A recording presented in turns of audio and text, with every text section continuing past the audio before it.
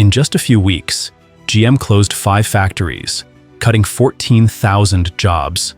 And the most vocal reaction came from Donald Trump. Why did an American automotive icon choose such a drastic move? GM's strategic shift and its impact on jobs. General Motors has just announced a groundbreaking restructuring plan. 5 factories will be shut down, 4 in the US and 1 in Canada. 14,000 employees will lose their jobs. This is no longer just a minor adjustment. It's a transformative shift crucial for the company's survival.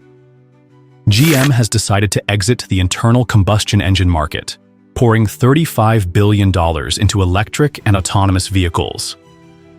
They are turning old factories into high-tech production hubs, such as Factory Zero in Detroit and Spring Hill in Tennessee. But electric cars don't require as many workers as gas-powered ones. Automation and simplified production mean fewer jobs.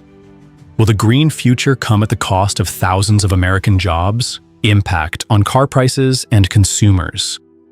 Trump responded by imposing a 25% tariff on cars imported from Mexico and Canada.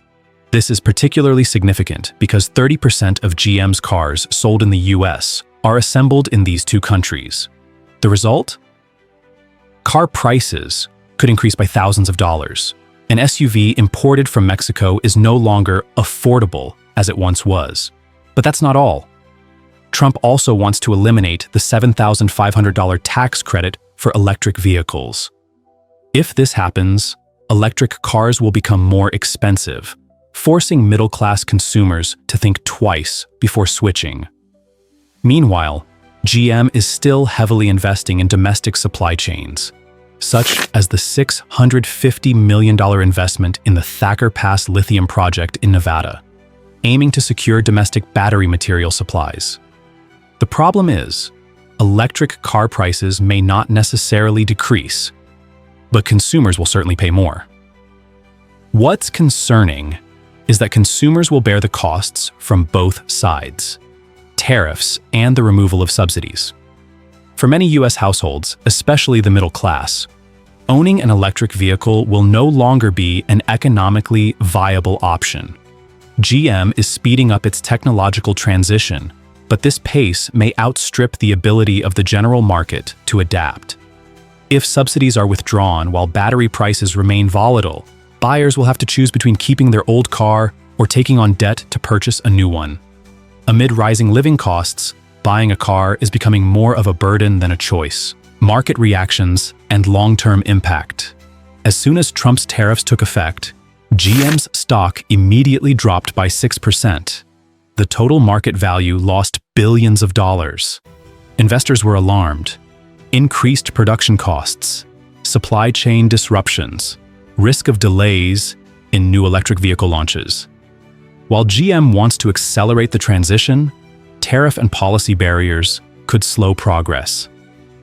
The situation became even tenser when CEO Mary Barra met Trump at the White House. Trump demanded that jobs be brought back to the US, while Barra presented data, insisting, without global supply chains, electric vehicles won't be competitive. The meeting was described as tense, and no agreement was reached. In the media, public opinion became divided. One side claimed GM was betraying American workers. The other argued Trump was punishing innovation. Meanwhile, in industrial states like Michigan and Ohio, reactions were explosive. Unions criticized GM for chasing profits, while consumers were confused by rising car prices. The market is divided. Some want to preserve jobs, while others believe in innovation.